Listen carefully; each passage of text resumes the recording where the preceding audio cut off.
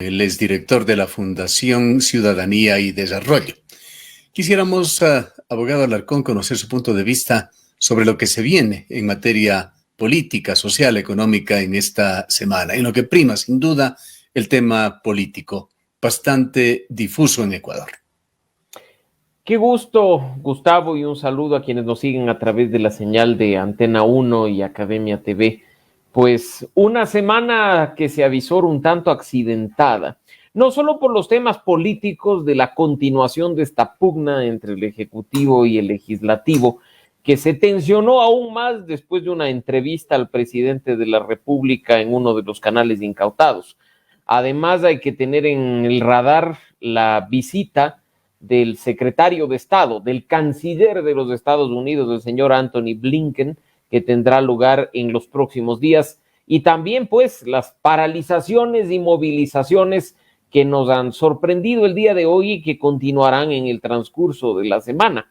Se ve que aquí no tendremos definitivamente mucho espacio para el diálogo, toda vez que varios sectores se van activando en función de las demandas que consideran insatisfechas por parte del gobierno nacional. Ni se diga topar los lamentables temas de la situación de la inseguridad a nivel nacional. Hemos visto un recrudecimiento del sicariato, por llamarlo con el nombre que corresponde, en la ciudad de Guayaquil, incluso algunos hechos delictivos muy fuertes en la ciudad de Quito, y no se diga en otras ciudades, que ya requiere una atención inmediata por parte de las autoridades y que si no hay pronunciamientos oportunos y claros, sin duda van a traer cola en las próximas semanas también.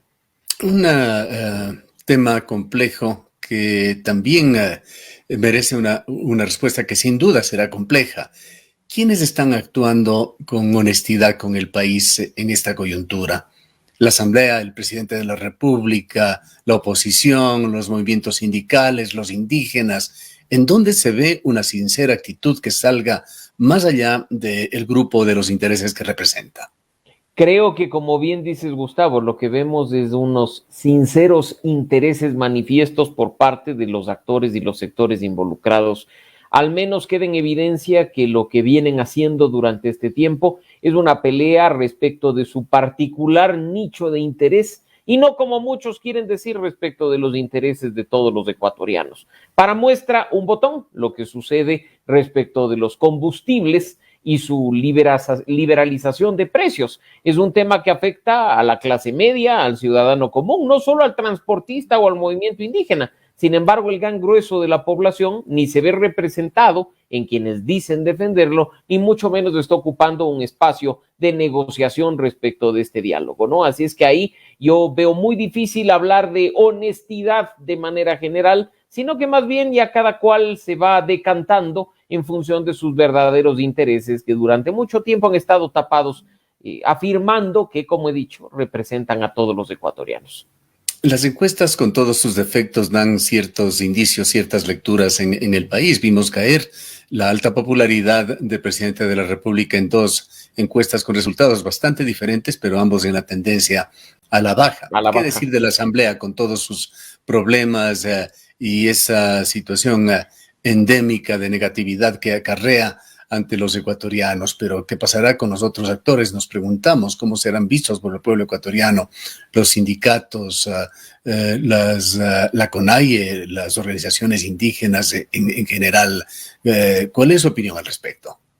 Ojalá el país pudiera conocer números integrales en el que no únicamente se mida la popularidad y la aceptación del presidente de la República o de la Asamblea, sino, como bien se ha dicho, de las otras instituciones del Estado, incluso de aquellas que, en nombre de la ciudadanía, han venido tomando protagonismo en los últimos días y semanas. Lo de la Asamblea, sin duda, es preocupante, pero como aquella novela de García Márquez, no es otra cosa que crónica de una muerte anunciada. Lo dijimos nosotros también en un espacio similar contigo, Gustavo. Lo que mal empieza, mal termina. Una asamblea que empezó con camisetazos desde antes incluso de instalarse, una asamblea que durante sus primeros días ya dejó entrever casos de corrupción, de diezmos y de mal comportamiento de legisladores, difícilmente va a levantar cabeza también en una caída significativa de credibilidad y de aceptación por parte de los ciudadanos. En el caso del presidente de la República, las cifras, sin duda, entre una encuestadora y otra son distintas, pero como bien lo has dicho, las dos afirman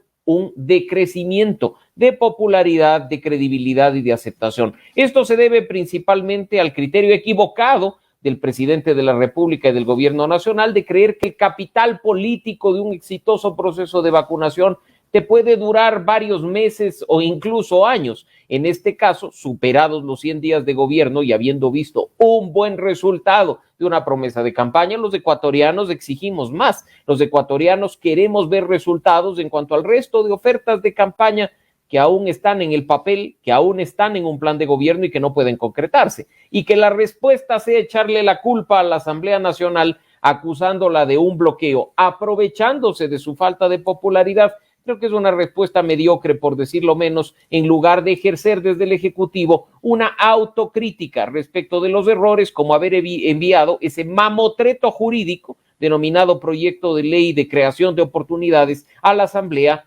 anticipando ya el resultado de la no calificación por parte del CAL de los legisladores. Un hecho ineludible para un gobierno es que tiene que maniobrar. Sucede en Ecuador, sucede en cualquier parte del mundo, al margen de la que sea la composición de la Asamblea o en ocasiones también de otras funciones o poderes del Estado. La pregunta es qué grado de sagacidad exhibe el gobierno al momento, luego de exitosas maniobras y mensajes que se dieron en los primeros días. Parecería ser que no hay ni siquiera estrategia. Yo no dudo de la capacidad de los actores políticos que forman parte del gobierno nacional, incluso aquellos que con trayectoria desde los años 80 y 90 han venido formando parte de nuestro escenario político, tanto nacional como local.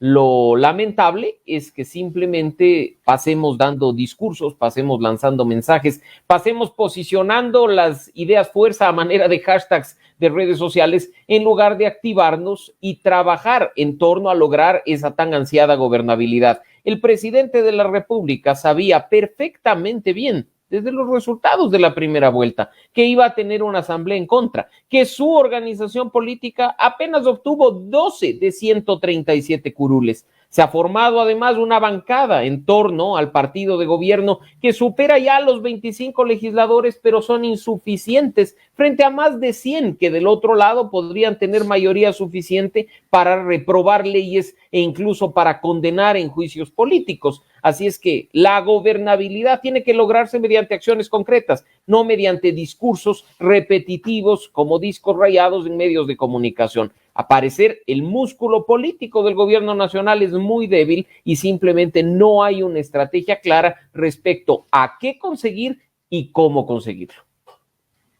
La Asamblea Nacional va a tener dos temas claves en sus manos, posiblemente ya desde esta semana.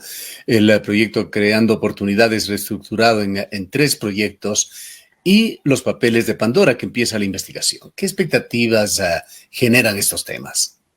De un lado, pues lo óptimo, una vez recibidas las observaciones de la Asamblea Nacional, el CAL es parte de esa Asamblea Nacional, haber dividido el proyecto de ley original, en este caso, como se ha anunciado, en 3 proyectos. El gobierno nacional, no nos olvidemos que ya decretó un estado de emergencia por la situación penitenciaria, está en posibilidades constitucionales de remitir a la Asamblea Nacional 2 proyectos considerados económicos urgentes. Probablemente la Asamblea, si los califica, los derivará a las 2 comisiones sobre la materia que están en la Asamblea al interior del órgano legislativo, y pues quizá la tercera norma tendrá que esperar un poco más, que probablemente sea la relativa a las inversiones, como ha anunciado el gobierno. Lo cierto es que ese actuar responsable del gobierno tiene que mantenerse de manera permanente de la mano del diálogo y del acuerdo con quienes forman parte de una gran mayoría en la Asamblea Nacional. Y para ello es fundamental bajar el tono del discurso, no hablar de segundas oportunidades, oportunidades finales, o decir que se está ya prácticamente con el decreto de muerte cruzada listo si es que la Asamblea no actúa de una u otra forma.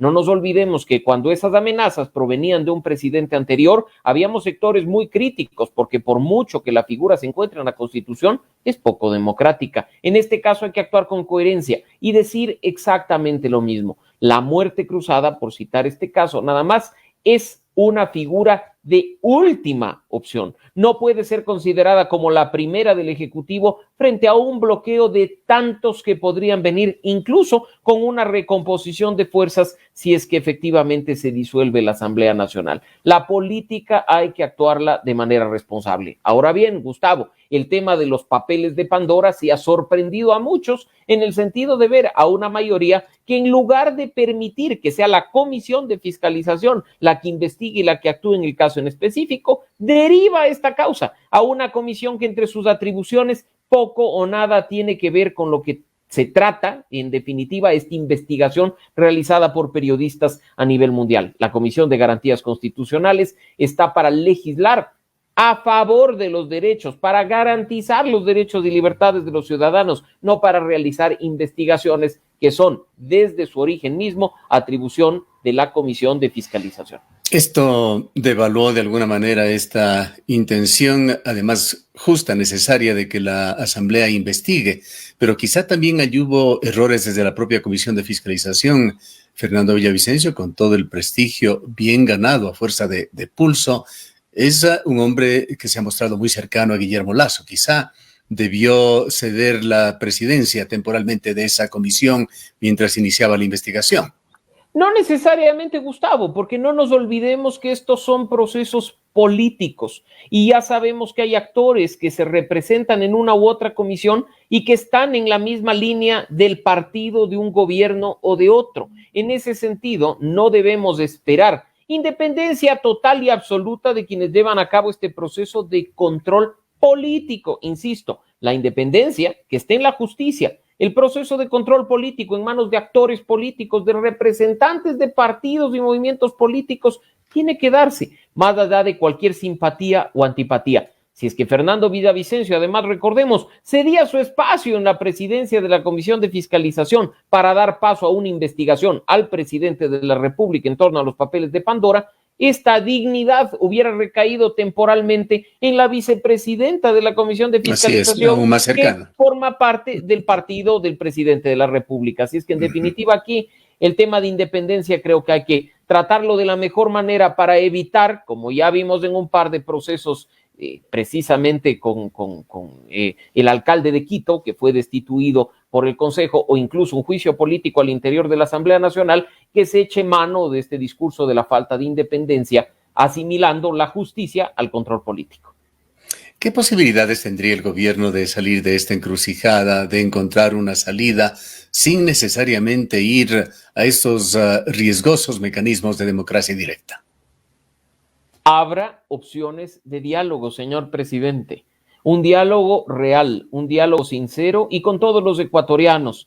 Si se sigue trabajando en un diálogo sectorial y sectario, en el que simplemente se sienta en la mesa uno u otro actor, en lugar de buscar incluso el respaldo en ciudadanos como ustedes o como nosotros, a los que también afectan las medidas económicas, seguiremos en esta espiral sin fin y sin solución, con las consecuencias que ya todos conocemos. Abran el diálogo, un diálogo real, un diálogo en que los ciudadanos podamos hacer aportes concretos en torno a lo que nosotros vivimos. Ya sabemos la posición de aquellos sindicatos y aquellos gremios con dirigencias que llevan décadas defendiendo exactamente lo mismo sin excepción alguna. Ya sabemos la posición de los actores políticos por otro lado. ¿Dónde quedamos los ciudadanos? Si hay verdadera posibilidad de llevar a cabo un proceso inclusivo, que se lo haga. Ese es el camino a seguir. Esa es la mejor forma incluso de activar la democracia directa, la de tener al ciudadano ahí haciendo aportes y colaborando para un mejor proyecto de ley que es perfectible totalmente, toda vez que en su origen ha sido construido por un grupo de personas de la Presidencia de la República y nada más. Y en el peor escenario, esta investigación de los papeles de Pandora podrían derivar en un juicio político en contra del presidente. Hay constitucionalistas que dicen ya que no. La Constitución es clara, nuevamente, no tenemos que especular, amigos. La Constitución establece las causales del enjuiciamiento político al presidente de la República. Hay muchos podrán decir que ciertas acciones caen en una u otra de estas causales. Lo cierto es que una investigación de esta naturaleza, de esta característica, no necesariamente, en un 99% de posibilidades, va a dar paso a un juicio político. Así es que lo óptimo en ese caso es revisar la Constitución, tener claro el panorama y no dejarnos guiar muchas veces por esos intereses políticos cruzados que lo único que buscan es capitalizar a costa de pescar a río revuelto. En uno de los casos que se ha convertido en una piedra en el zapato para el régimen y que no le permite avanzar en el diálogo con un importante sector, sin duda, el de los indígenas, y de lado, muy cerquita, están los sindicatos, el tema de los combustibles. ¿Cuánto debería persistir el gobierno en su posición de no tocarlo?